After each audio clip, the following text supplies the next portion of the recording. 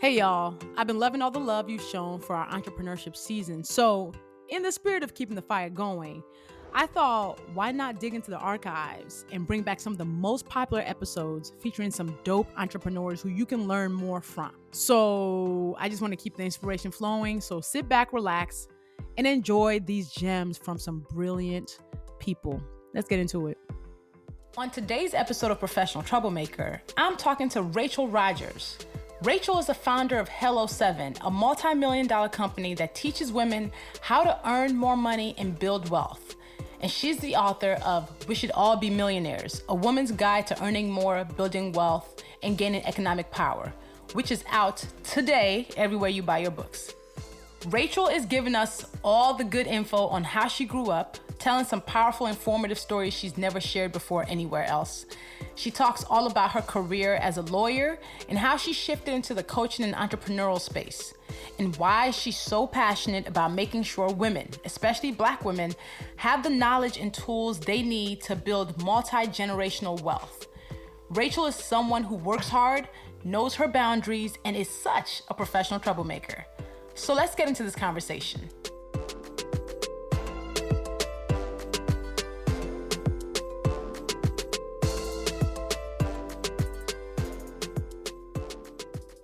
All right, so Rachel, welcome to Professional Troublemaker.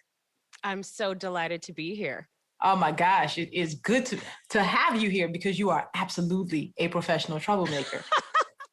Fortunately and unfortunately, there's a cost to being a professional troublemaker. Oh, absolutely. Oh my God, there is a cost. A lot of people can't pay it, but you know, that's why you got money. You can pay it. You got the coins, okay? So I start by asking people, like, what did you want to be when you were growing up? Ooh, I love that question. I wanted to be a lawyer, which is what I grew up to become first. That was my first career. But I used to, when I was a kid, my mom was super into like crime dramas and stuff. So I would just sit there and watch her, and like there'd always be a lawyer. It was usually a white guy, but like fighting for the little guy, you know, in the courtroom. And I was like, I want to be that person.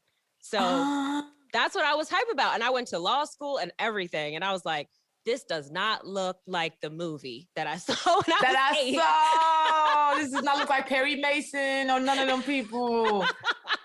Yo, it's hilarious. Like every time I ask that question, there's like a high percentage of people either saying doctor or lawyer. Mm-hmm. The difference is a lot of people who said lawyer actually saw it through to some point.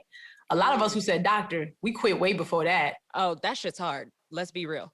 Like we quit way before, like science just punches you in the face and tells you no. Yeah. You got to have a next level of wanting it for that.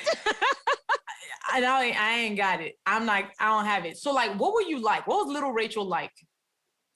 You know what's so funny is little Rachel was very much like I am right now. Loudmouthed, very opinionated, very stand up for the little guy. Like I'm the person who, and I think that's why I wanted to be a lawyer, because I was also the person like in my little squad, like we'd be walking home from elementary school with our backpacks on, you know, and there'd be some like bully or something that's like stealing people's backpacks and stuff like that on the way home from school. I grew up in Queens, New York. Yeah. I remember one time I was telling my therapist, like giving her my childhood history, and she was just like, she was like in shock. I was like, what? This is normal. Maybe not. But in New York, it was rough. So, you know, people getting threatened and stuff like that, fights happening on the way home from school. And I was the one that was jumping in like, nah, y'all ain't gonna do that. And when I tell you I was sweating, my heart was beating out of my chest, I was shook, but I don't know what compelled me. I mean, people be way bigger than me and I'm looking up at them, but just, I don't know why. I was just built this way. I was just like, no, y'all ain't gonna get the better of me and my squad.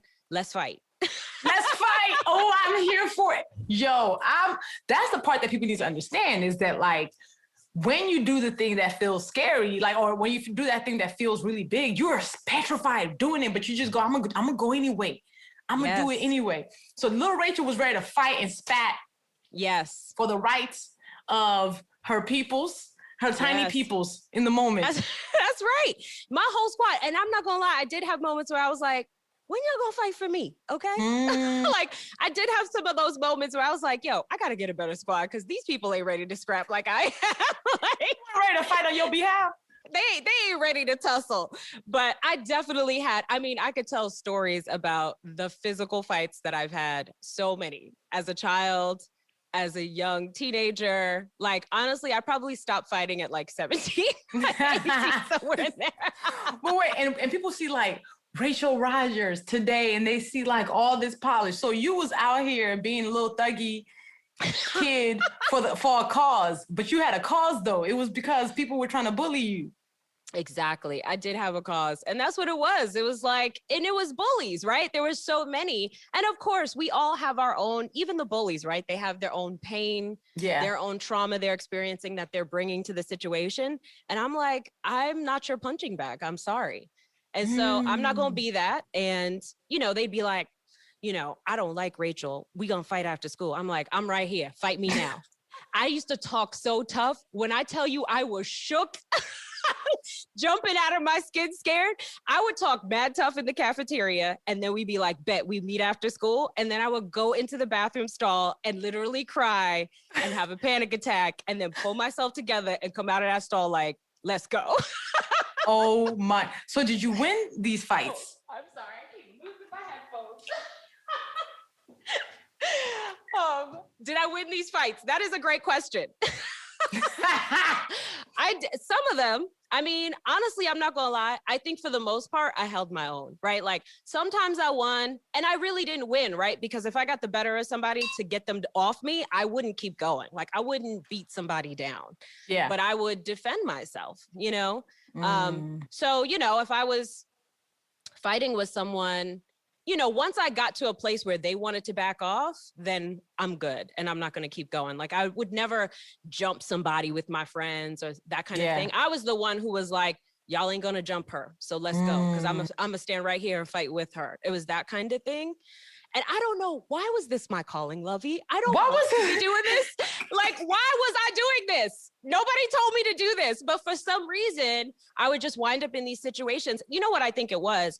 I saw my sister get bullied and get chased home from school. And I was just like, that is never going to be me. So you might beat my ass, but I'm going to give you a run for your money. You know what I'm saying? That's it. I'm going to fight in the meantime. So did you ever get in trouble for it? Almost never. Almost never. There was always social consequences. Yeah. But not really trouble like that. Because first of all, my father was the same. Like, I actually have a memory. This is probably not the best thing to share. No, give all the tea. I love people come on Professional Troublemaker and give me all the tea. You know, I love it. What is it about you that just makes people's secrets just start spilling out? It does every time. I'm here for it. Listen. I love it. No, but this maybe does, I don't know, maybe it paints my father in a great light. I actually love this about him, this memory I have of him. But I remember being a kid and me and my sister going to the store, my dad driving. So we're parked outside in our little car, me and my sister in the back. And my dad's like, what snacks you want? And he leaves us in the car because, you know, this is what you do whenever this was in the 80s, right? Leave your kids in the car, but in front of the store. And he goes in the store to get us snacks. And actually, here's what happened. He told us, go in the store, say, like, find what you want, put it on the counter, and then I'll come in behind you and pay for it. Right? Because he was double parked. So he couldn't leave the car there or whatever. So we go put our snacks, our little quarter water, our little chips on the counter. We come back out, get in the car. Next thing we know, we see the whole, you know, that row of chips. I don't know if you like from the corner stores and stuff where they have like that like hanging display of all the chips. It comes flying out the store. No!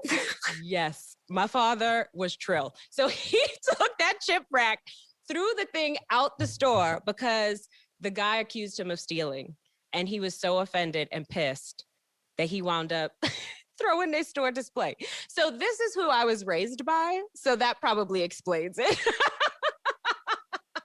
He was just like, listen, and it's the same thing, right? There was racism there. There was injustice there. And so he was like, yeah, I'm not having it. You're going to feel some consequences. And now I'm going to give you something to be mad at me for, to accuse me of, you know? So And So then we just y'all got was in the about car and that drove life. off, and we did not get chips. We did not get our quarter award.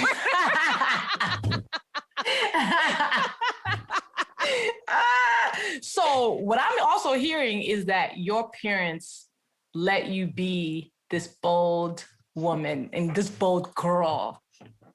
Yes.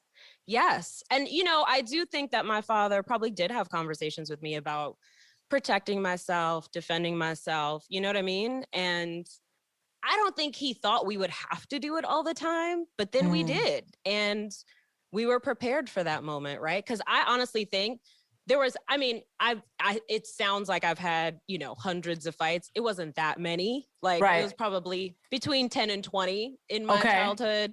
But you know, I was prepared for those moments. And I think I would have had a lot more fights if I would have let people bully me, because they would have thought that I was a target and they would have kept making me a victim, you know?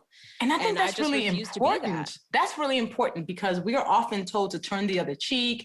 We're told, oh my God, but like in real reality, the energy that it takes to be the bigger person sometimes can actually cost you. And you were like, I'm gonna actually stoop to your level to protect myself, which I think is fine. I think, you know, so we hear so much oh no, just be the bigger person. I love the fact that you're like, I had to scrap a few times because otherwise people were gonna actually constantly come at my head. You know what? At the end of the day, it's boundaries, right? It's like, this is my boundary. You're not allowed to disrespect me in that way. And I will take it there, you know? People got to know we're going to come put some heads on spikes. Do you hear me? And it might not always be a physical fight, but I will take you there because this is a relevant conversation that we're having after a wild, by the time people are hearing this interview, this would have already like been old news. But yeah, there was some online scrapping that was happening these last 3 days because of white woman foolishness. And I think about how often we are expected when people disrespect us, when people come at us in wild ways, we're expected to walk away and we're told to not give it energy. No, fuck that. Sometimes you got to let people have it. Yes. Here, you're going to get all this energy. I have some time. In fact, I will make some time today to let you know because humans are trash. And sometimes they need to be told, I'm not the one or the two. Yes, exactly. And also too, I feel like we as Black people are setting a boundary. Yes. Like as a collective now. As a collective, yes. In society. And we're saying the way that you've been treating us, it's not going to continue. So now we're going to hold that boundary line. We're going to enforce that boundary when it's violated. And that's what it looks like. It looks like we're going to jump into your comments, right? We're going to talk about you and we're going to let we're going to let you know and anybody else who needs to know that this is unacceptable. This is not how you treat people. It's not how you talk about people. And check yourself. And you know what? You didn't check yourself, so now I'm going to check you. You ain't check yourself, so now I got to check you. That's a word right there. And I think people need to not feel like they need to apologize for defending themselves. And I think our rage is just as valid as our joy. Yes. 100%. Like, we are not... I mean, first of all, just look at some of the things that go on in society. How could we be in perpetual joy, right? Like, that's not, I think that's the thing is when we dig into Black history, we find a lot of scenarios in which we are expected to just like go live on, like be the victims of severe injustice and just to be like, it's fine. No, it ain't fine. That's a lie. And I'm not being a lie to y'all. It ain't fine. We ain't just moving on. No. I remember that from I had a fight one time with somebody and it was like, it didn't turn into a physical fight, but it was a verbal altercation, right? That's what it was in the beginning. And this person was causing all kinds of drama and like costing me some social, friendships and things like that. And even something that was going back to the job I had at the time. And I was young, like I was like 21 or something like that. And then the person was like, never mind, it's over. Like they just decided we're done with it. We're not going to keep going back and forth. I'm going to drop my piece of it and now it's done. When I say I lost it, when they said it was, I'm like, you think you get to decide when it's, no, you started something Now it's going to be something. And now you want to drop it? No. We're not going to drop it. We're going to keep talking about it. And too bad you don't like it. You shouldn't have started it in the first place. You know what I mean? Don't start nothing you can't finish. Don't write checks you can't your mouth can't cash, and your energy and stamina can't cash. People, here's the part that pisses me off is when people get started with us, we respond. Folks go, I mean, why are you so mad? You should talk about how the person started, and then you want me to be the gracious one? Oh, no. Go to hell. Go to hell. No, I'm not the one. We're done with gracious. We are done with that. And let me tell you, grace is a gift. That phase is over. Grace is a gift, right? That I don't have to give you. But I spend a lot of time giving people grace, right? So that's an important piece. And I love that fact. Exactly. Didn't know that about you, Rachel. This is great. I love it. I'm like, you about this life. You about this battle. It's about time that we all know that we can be fought for. We can fight for ourselves. We can defend ourselves. So what were your parents like? What was growing up like? Because I mean, turns out your dad was about that life too. He was definitely about that life. I would say, I mean, it was probably volatile. Both of my parents were addicts at different points in their lives. We grew up low income. We had times that were good. Like there was a time when both my parents had a good job. So it was almost like we started out poor, living in a 1-bedroom, or not poor, but low income is what I would say. And we lived in a 1-bedroom. Me and my sister lived in the master bedroom. My parents slept on the pull-out couch. And we had not a lot of money, but I remember it being a very happy time. And I was really young during this time. Yeah. And then both of my parents got really good jobs. And then we bought a condo, like they bought a condo. We moved to a nicer building. And I remember that being a phase where we would go shopping and we went on vacations, which was not a thing ever. Right. So we were probably climbing and more like middle class for a few years. My mother got denied a raise at a job that she had been at for over a decade, denied a promotion. She got passed over. They gave the job to somebody else. And she was so upset and so offended by that she quit without a plan. And so she lost that job. And then a few months later, my father got laid off from his job. And it was back tumbling down we went, right? So I got a really powerful lesson around money, right? Money is important. Economic well-being matters, right? Do I have a desire to be a billionaire? No, I would never be a billionaire because I'd give it all away before I could ever reach that level. You know what I mean? But economic well-being is incredibly important. It's critical, right? To our overall well-being. It affects everything, health, your ability to parent, right? Safety. There are Black women who have been arrested because they have their kids sitting in the car while they're doing a job interview because they are in that situation, right? And what creates that situation? Lack of money, right? We need money to pay for childcare to be able to go on job interviews or go work or whatever. So that, I think, that really shaped my view. And I was like, oh, okay. Money is a very important piece. So even in my childhood, I got to see what it looks like to have none and to have some, you know what I mean? And see what that difference feels like. And then you saw the dichotomy. Exactly. And that surely is a dichotomy. That's to have it and then to not have it. Also understood there because we had it at one point, then didn't have it when we came to the US. So I was so I had it good before I didn't even realize. Okay, cool. Cool. So when college was happening, so at that point, when your parents lost their jobs, how old were you? I was probably 10, 9, young. I think I was I remember because it was a second grade birthday party. And I remember being so proud to invite my friends over. Yeah. We had a nice apartment and it looked nice and it had fresh carpet and I was so proud because all my friends seemed to have more money than me, you know? And they were a mixed group. It's almost diversity has been a part of my life from day one. My closest friends were Korean, Black, Trini, Indian, my closest friends, they used to call us United Nations walking down the street, you know? So I was always rolling with a diverse squad, but they all had more money than us. And so when we had that nice moment. And I remember that first birthday party in that apartment. So yeah, it was second grade. I think it was around that time when we moved in there. So how did your life change at that point? How did you change if you did?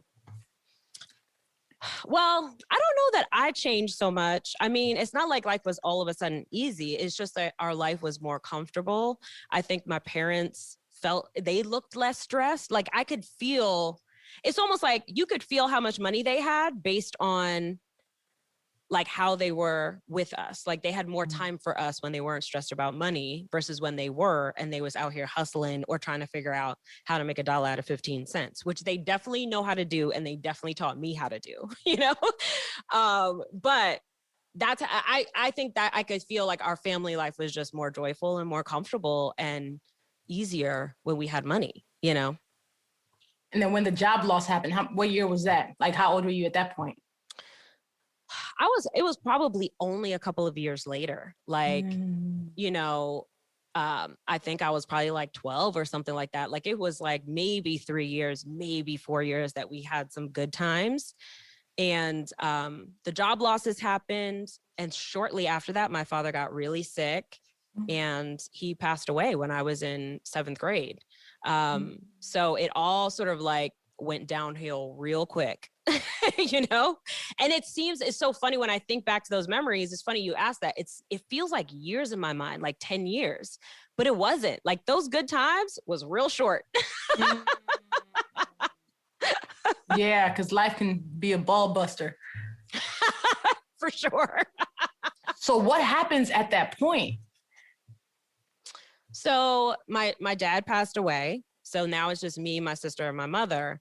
My sister is 17. She's about to go to college and graduate high school. I am in junior high school, acting a fool because I was like my dad was my person. Like my mother was my sister's person and my dad was my person. So I lost my person and there was no therapy. There was no one even talked to me about it really. If I'm being totally honest, no, me and my sister talked about it. Like my sister is my rock, but no one talked about it. My mother was devastated. She had been with my father since she was 16 years old. She didn't know how to be an adult without him. She did, but she thought she didn't, Yeah.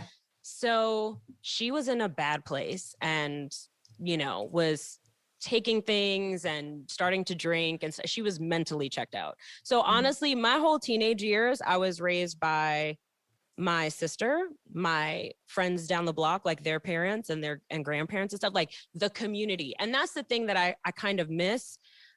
Black communities where like you get involved in other people's business. You see kids out here doing the wrrong thing. You're going to be like, what you doing out here? You ain't supposed to be out here, And so I had this community, thankfully, involved in raising me when my mother really couldn't because she was not in a good place. And she probably didn't even know how to get the help that she needed. Yeah. I remember calling my aunts to tell on her and be like, yo, I need y'all to come help me. And they would come and they would get her together for like, they'd stay with us for a couple of weeks and like get her some help and all of that. And then they'd leave and it would be a couple weeks and it would go right back to that place. So it was the teenage years are tough. Like that was a challenging time. I don't think I realized until recently because I'm pretty hardcore. Right. As you have learned, right? So, and also this is probably why I was scrapping too, because I had my own anger from all my stuff. Correct. And I had zero patience for people's nonsense. Correct. You was like, I don't have time for this. Y'all can get these hands. Understood. So yeah, those teenage years, they were tough. How did you keep yourself together? Like how was teenage you even going through the world with all of this happening around the same time? That's a great question. I mean, I think, thank God, right? Like, I feel like God had me. And also too, I will say that was a time where I got introduced to church. Because before that, I went to Catholic church. I went to Baptist church because that's where my families were involved in. But during this time, one of my good friends in high school was going to this church and he was like, you got to come. And it was like a brand new church. And the pastor there, he was just somebody who had lived this crazy life and then became a pastor years later. And he just understood us. And he almost like took all these young kids under his wing and was like, let me tell y'all something. And he would give us the real talk. Like he didn't talk to us like pastors talk. You know what I mean? He'd be like, let me tell you something. Right. And he would explain to me things about sex, things about like, how to think about yourself, how to have more confidence, how to carry yourself, how to, what's important in life. Like he was teaching me life lessons. And so I think I just had that became like an adopted family towards the end of high school.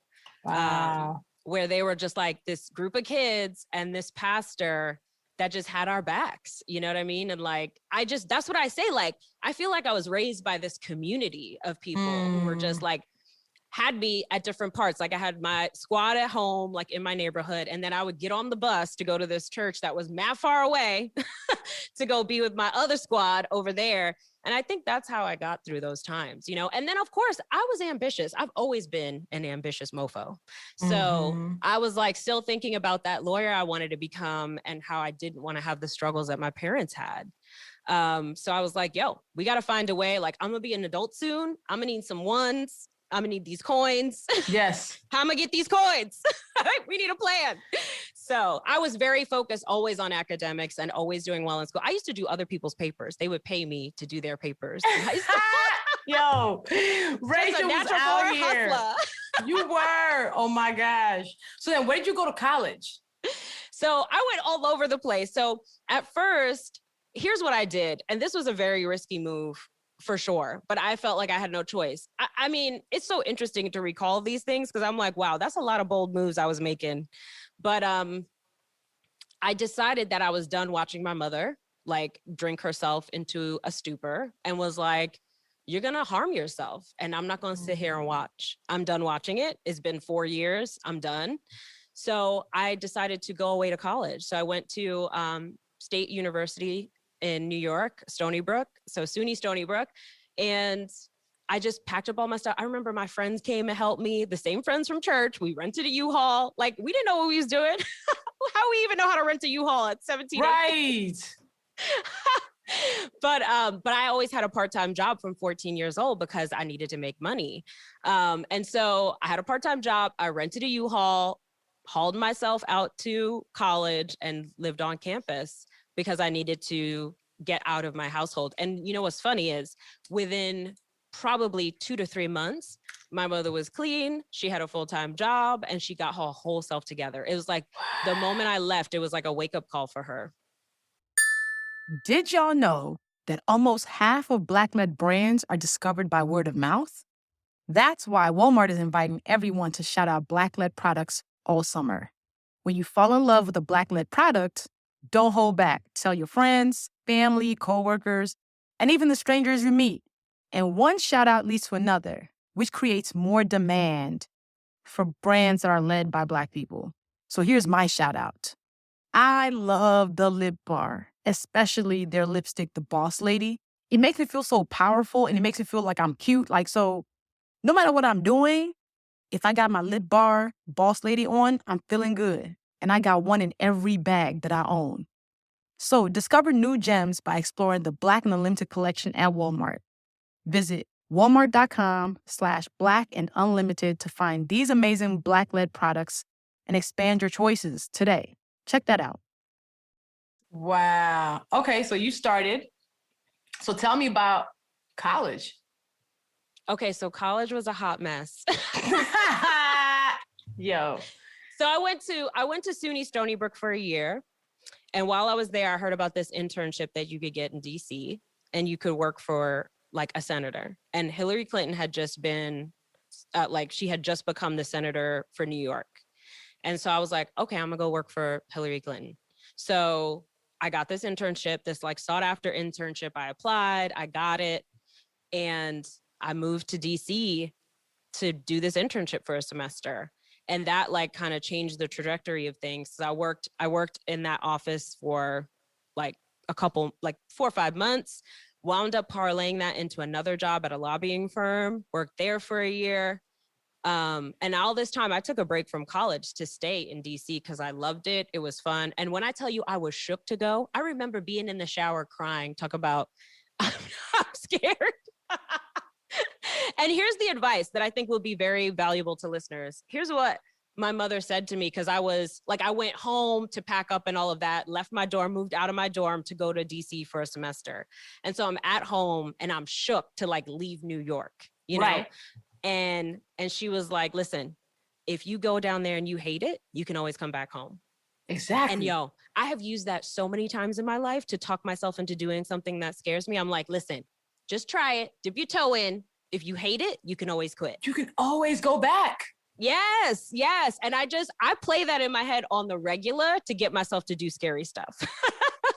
Yes, because that's why I was like, when we opt out of asking for the raise, it's like, okay, if they say no, you're still in the same place.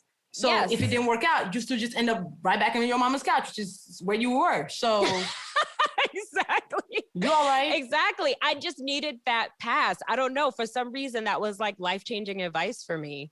And then I went down there, and of course, I wound up staying longer than I was supposed to, and took a year off of school to work at a lobbying firm, and to realize how crazy that life is. And we were representing people like Philip Morris, like all these big companies, cigarette companies, oil companies. And I was like, I'm always on the side of the people that we're against. So I think I need to find a different place to work. Oh, yes. Because your moral compass and your values did not fit.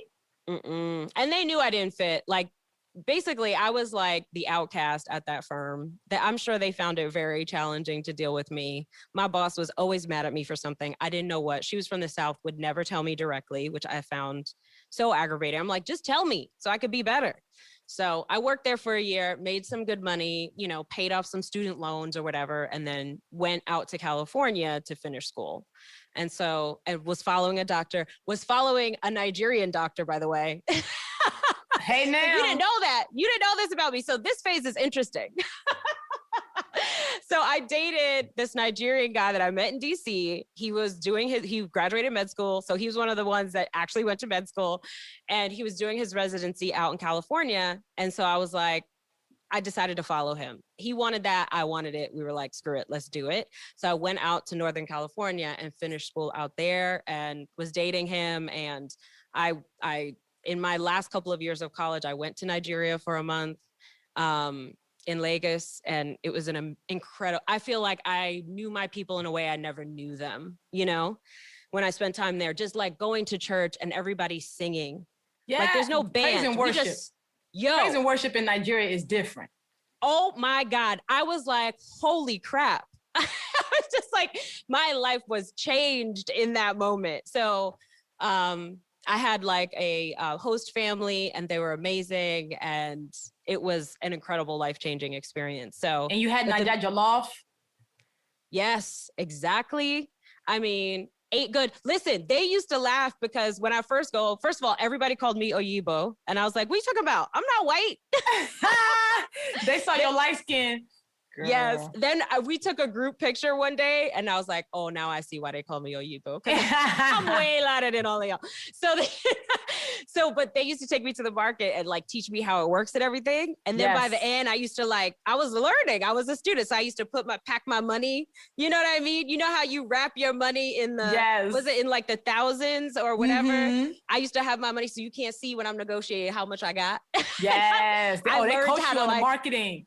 On the markets. It's called the markets. Yes. Because you got to go different. It's like it's like a class to know how to navigate it. Listen, it is a whole class. I learned some negotiating skills, okay? By the end of it, they were hollering because they couldn't believe it. Like how I've learned, I learned how to ask for things, how to talk them down. Like, oh, I know you're going to look at me and assume I'm a foreigner and I don't know. So, but I'm gonna blow your mind. And they even the people who are like running the stalls and everything would be entertained by me like negotiating with them. They were like, "Oh, she about that life different." That was a life-changing trip. It was incredible. The guy didn't work out, but I'm so glad that relationship caused me to wind up going and spending that time. Imagine being in an online space where people's foolishness doesn't make you want to fight the air. That might sound impossible with your current choices for social media, but I was sick of wading through nonsense to find like-minded people, so I created my online community. And if you're the kind of person who is striving to be a professional troublemaker and fight fear, we need you to join us in that community because you need people to cheer you on. Love Nation is my online community and app that is a safe space in a dumpster fire world. It's the place for the most thoughtful, funny, most chill-deficient people on these interwebs.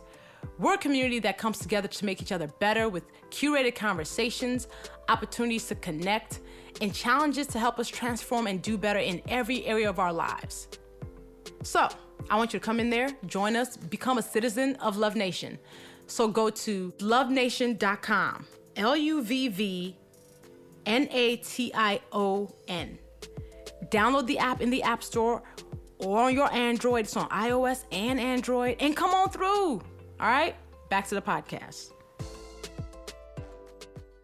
So then after you did all of this, what was next? And how did you end up saying, you know what? I'm not practicing anymore. Yeah. So after this, so that was sort of like the college years. Then I went to law school because that was always the plan. And law school was traumatizing. I'm not gonna lie. Law school was a traumatizing experience because I had graduated college, like summa cum laude, whatever not the top one, but the second one. The second one, yeah. I think it's summa cum laude.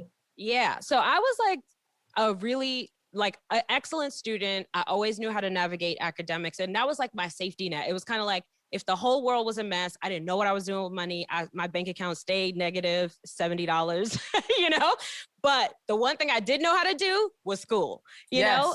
And so I graduated college, applied to law school, got some scholarships, started law school. I'm telling you, the first semester, when I say I was 3/4 through the semester and didn't know what the hell the professor was talking about still, I was so lost. And I was like, it was a real shock to the system and a blow to my confidence. Cause I'm like, this is what I do, academics.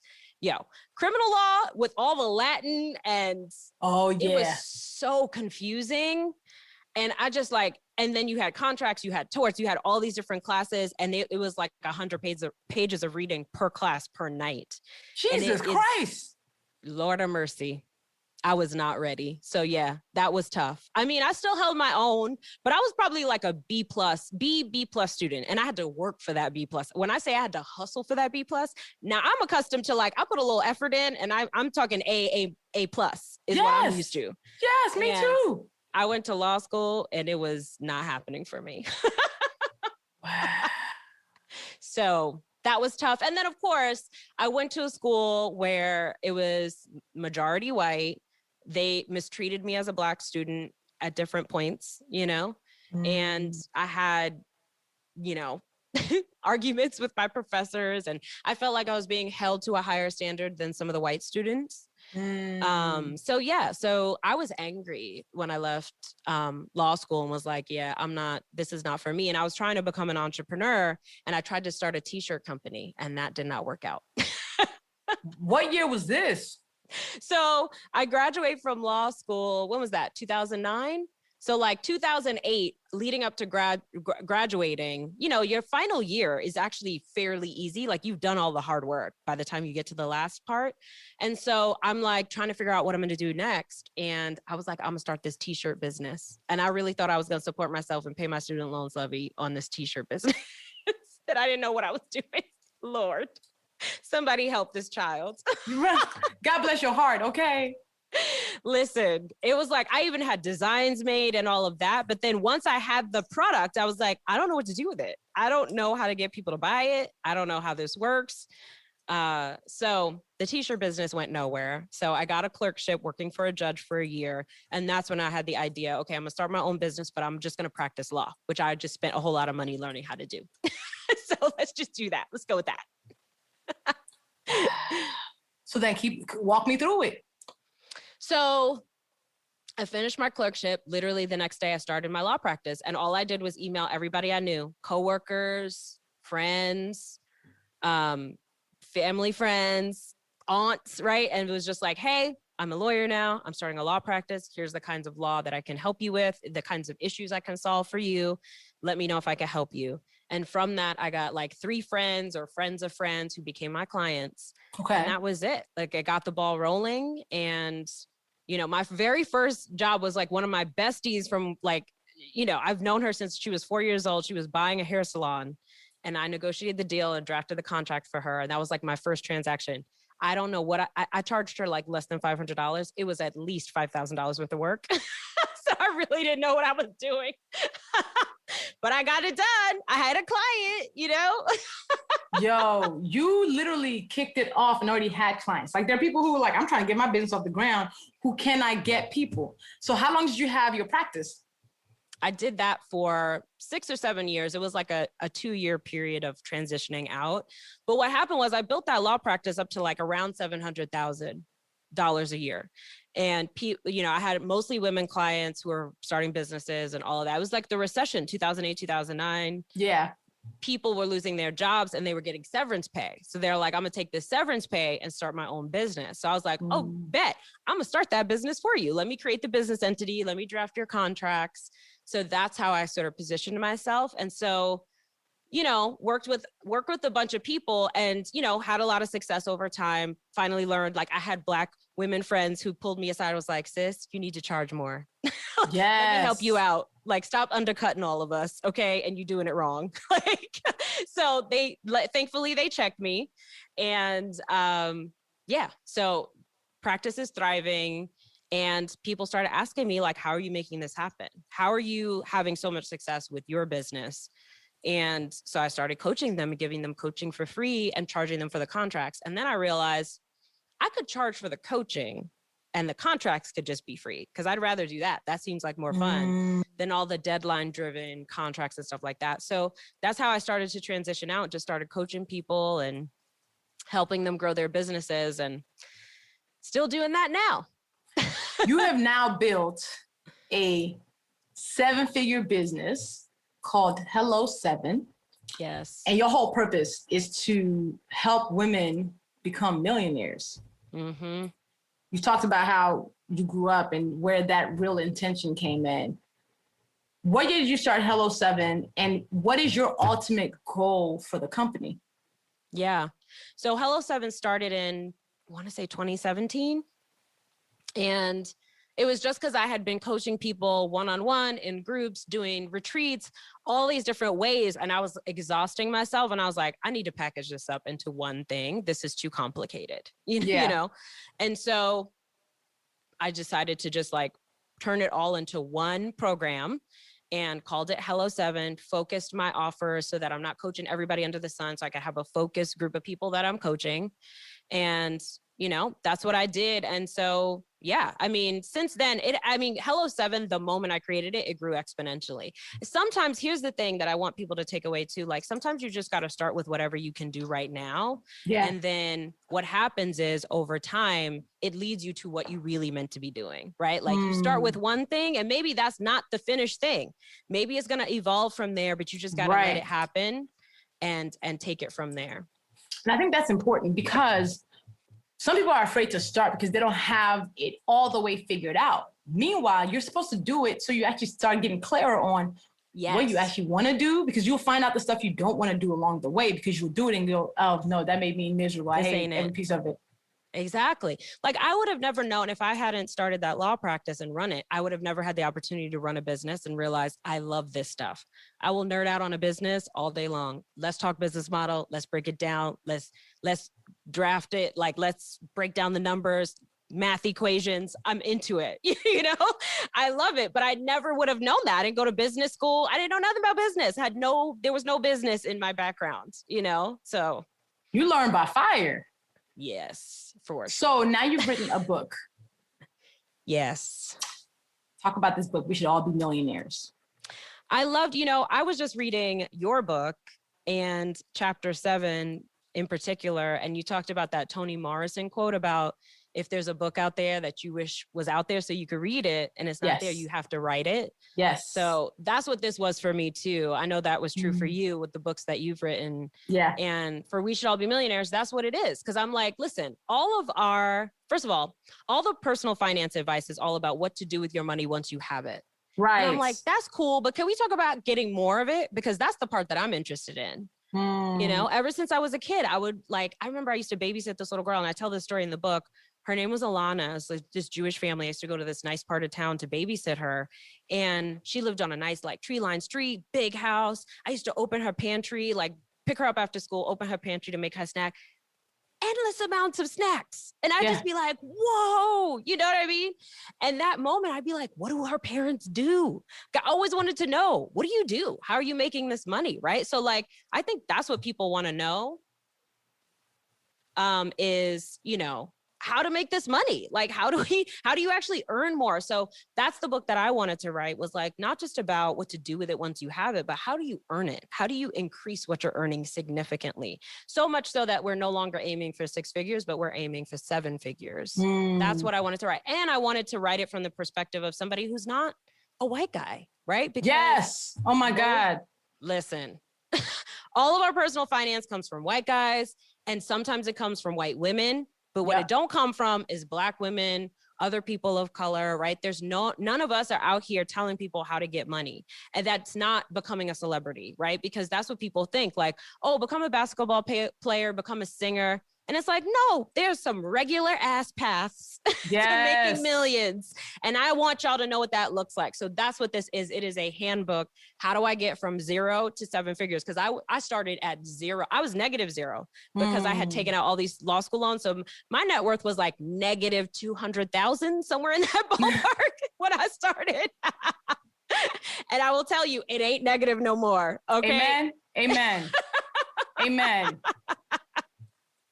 What do you think is the most limiting thing that women face when it comes to trying to build wealth? I think it's society. I think society tells women being ambitious is wrong. I think we have messages about what we're supposed to do in the home. We're supposed to keep a clean home. We're supposed to get married. We're supposed to have babies. We're supposed to take care of those babies while still working a job. Right? Like, we don't stay at home like it was in the 50s, right? And I don't know if that was true for ever true for Black people at large, right? But like this image that we have of what a successful woman looks like, and, you know, we got to be hot, we got to do all the work, we got to have the baby, you know what I mean? It's like endless. And so we have this, you know, pressure that we're supposed to be all of these things, and that we're not supposed to focus on our careers. We're actually shamed for it. We're shamed for focusing on our careers. When, you know, people talk about you, if you're like, oh, you know, I'm building my career or whatever. Oh, she must not spend no time with her kids. Right. Like, that's what they be saying. You know, that's what they be saying. And I want to smash that whole thinking. Like, that's what we think, that's, you know, that it's wrong to be ambitious. And I think it's time for us to turn towards our money and focus on our money and not feel bad about it, and learn how to fit it in with all the things. Listen, I get 8 hours of sleep. I work out every morning. I do not work on weekends, and I'm making millions. Come on, life balance. You got a ranch and everything. You got horses to feed, and you've been able to build it, honestly, doing what you love and giving women permission to want to be wealthy. Because yes, like, we are giving guilt when we want to build wealth. We're told that we need to be of service, but how can we be of service to ourselves when we don't got money? So we don't know where our next meal is coming from or how we going to pay our rent. Exactly. And, you know, there are all these media messages sent to women like, stop buying lattes, you know, stop buying shoes. You're all shopaholics, cut coupons, right? Those are the messages sent to women. The messages sent to men are, you know, become powerful, take risks, invest in yourself, right? Like, they get these powerful messages and we get shrink, get smaller, contract, stop spending money, hide, right? And I'm just like, no, I reject all of that. We're not going to take it on, because it is just harmful to our whole systems. Like, and I think that's why the work that you do is really important. It's like to talk about money without shame. Yes. To talk about a lot of money without shame, because people tend to be like, oh my God, so are you now funny acting because you got money? No, but if more of us had money, I actually want more women to make money because I trust us more with cash. Yes. Hello, speak on it. I mean, there are so many stats in the book. I did so much research around how women with money donate like 3 times more money than men who make the same amount of money. Wow. There are so many stats that show that in war-torn societies, when they want to rebuild those communities, they go in and they invest in the women, because if the women are okay financially, they're going to make sure the children are okay. They're going to make sure the whole community is okay, right? Like, we are the conduit for well-being for the world, literally. And so when we are doing better, like, everything will get better. I truly believe that. And we need to have more political and economic power. And that comes from money. Because listen, when my friends are marching in the street and they got a cause, I can send out a food truck. I can, you know, make major donations. Like, I can write those checks. So like, we all have a role to play in this fight. And that's my role. And I want more people to be in that position to play that role as well. And that's why I want people to, even if you don't want to make money because you're like, I don't buy anything, make money so your money can be of service to the world. So somebody who does need it can get it. So it's not just about making money for you. You're making money for the world. And I think that is necessary. That is important. Yes. Don't feel bad. And we've been made to feel bad about it. So how do you every day, like, affirm yourself and speak life into this whole making money world that you're trying to build? Yeah. Well, I mean, I try to be the woman that I encourage other people to be, right? So like with the advice that I give, I actually live it. I don't just like talk about it. So, so I'm investing in other businesses. One of the things that I'm working on that probably won't be rolled out till next year is I'm creating a fund for women entrepreneurs to be able to invest and give them access to capital. And so that's one of the things I'm doing, taking excellent care of myself and doing it so that people can see it. I share my workout videos or whatever, not because I don't give a crap about weight loss. I share those workout videos so people see I am a Black woman who takes care of herself. And let me be a role model to you. You know what I mean? That's what I'm doing. And just doing different things like having horses. Like how many Black women own horses and own a ranch, right? Like just being that example, taking risks, doing the things that I do and showcasing it, showing other people, not because I want to, because trust me, I am not somebody who has a desire to be famous. I don't really like being seen so publicly. And I struggle sometimes with how much to share. And sometimes I'm just like, I just want to run and hide. Yes. It's hard to have your life on public display, but I know how important it is and how much it inspires other people for people to see it. And so that's why I do it. And and also teaching other people. Like we have a program called The Club where we teach, and I really feel we don't just have women, we have queer people, we have all kinds of people of color. It's like everybody who's not a straight white guy is in that program. Learning how to build wealth with the context of we are a systemically and historically marginalized people. How can we win in a society that is not built for us to win? That's what we're doing in The Club. Because I think other places they're like, well, they just gaslight you. You shouldn't have this problem. Just go do it. No, it don't work that way for me, right? This is not, our society isn't built that way for me. We acknowledge that and we give training that helps them accomplish those goals despite some of the challenges that we all experiencing and with acknowledgement of those challenges. So I think that's really important. The schmillies. You actually already answered some of it, but what are the other things that you do for self-care? Okay. So last night, for example, I put on the Isley Brothers because of Versus. Come on, the Uncle Chella. Yes. Listen, I can't. So I put on, there's a Versus playlist on Spotify. So I put that on, got in a sauna. So I have a sauna at the ranch. And Amen. I was in there for 20 minutes. And, my kids were watching TV with their father. So I was like, yes, y'all live y'all best lives. I'm going to be down here in this sauna. So stuff like that. I get in the hot tub. I go for walks.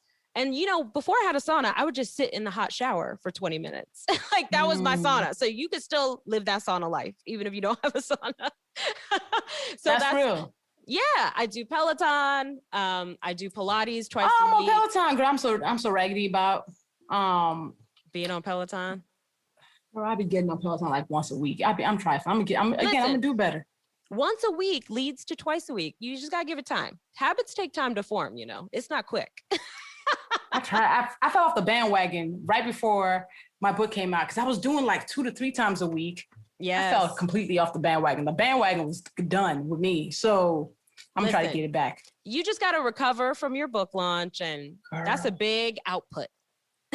Yeah, that thing wiped me out. That's why I hope y'all better go buy Black women's books. Go buy Rachel's book after this episode. Go buy Tiffany Alice's book. Yes. Go buy my book. The way we are putting work into this stuff, y'all, on the minimum. The content is amazing. Be clear, that's that part. But y'all, we be out here just because we got to work 4 times as hard. Listen. Okay, we got to work 4 times as hard to get on whatever list or to even just get to sell units. So please, because I'm still recovering. But Rachel, you're starting your book pub journey. So what is the way you're going to be taking care of yourself in the middle of this book pub madness? Yes. Well, I do therapy once a week. Amen. Where I can go have a good cry. Listen, you just go schedule that good cry every week. You need that good cry once a week. Sure do. Look, go lay your burdens down. All right. So yes, therapy, hanging out with my bestie, Robert Hartwell, who makes me laugh nonstop. So just hanging out with him. And he also, all about this, right? Get you a friend that will hype you up like nobody's business. Your friends that hype you up, you need that. Like he will just bless me with a pep talk. Just hit me with it. Just because. Hit me on the phone with, just because, right? Just out of the graciousness of his heart. And so that is really important, having people that support you. Honestly, I think that's probably the most important thing for the financial journey, for any journey, right? Having a squad that is there for you, supports you, there for you for the hard parts. That is key. So my last question is, what do you consider a professional troublemaker? Ooh. What does it mean to make good trouble? Yes. It means to disrupt systems that need to be changed. Yeah. That's what I think that looks like. That's good. So what does that look like for your life? For me, it's, we have a system where, and MLK talked about it at the end of his life. He started to shift and talk about how the economics mattered so much, and how putting money in the hands of Black people, and the fact that we have such a disproportionate system that we needed to bring balance to it. He talked about that. And that's been that way for so long. So for what I'm here to do is put more money in the hands of Black people and other marginalized people. And entrepreneurship is the path that I teach them on, because that's what I know, but that's what I'm here to do. I'm here for it, fam. I am so encouraged by your work. I'm so glad you exist. You're over here normalizing Black women thriving and being luxurious and having horses and whatnot. Like, that in itself is troublemaking, because there's a girl somewhere who was like, I didn't even know that was possible. Yes, exactly. And I just want to thank you for all of your support. I feel your support. You are not somebody that just talks about supporting other Black women and, supporting your sisters. You actually do it. You are all about that life. So I appreciate you for doing that always. Look, doing good people see good people, and we must always support each other. And I am always on your side, and I am excited for everybody to read We Should All Be Millionaires and put the mindset into work. And listen, I want all of us to make good money so we can be of service to ourselves first, and then of service to the world, without constantly suffering, without not knowing, where we're going to get the money that we need to just live. So I'm hoping people pick up this book, join your club, and they really get used to talking money and saying, I do want to have a lot of it so I can do some good things. Exactly. I hope so too. Yes, I'm so excited. Yes. Rachel, this was dope. Shook it. You shook it. Look, you might cry a few more times. It's okay. Oh, I'm gonna cry all month. I mean, I got scheduled cries on Mondays with my therapist. Not scheduled. I'm telling you, that is necessary. So necessary. That's so necessary. So it's going to be good. It's going to be good for your heart, but it's going to be good. This book is going to bless folks. It's going to bless the peoples. Well, thank you. Thank you for having me on. I appreciate you. Rachel is the real deal. She's out here leading, being an example of what is possible, even if you're currently in a place where financial success might seem impossible. It was inspiring to listen to her story, that she was able to go from negative net worth to riding horses that she owns on her own ranch. And through her book and business, she walks us through how it's possible for everybody. And I'm here for it. I also love the conversation about how money allows you to not only take care of yourself and your family, but to be of service to the world. That's necessary, and that is important. If you're listening to this in the first week of May, get yourself a copy of Rachel's book this week.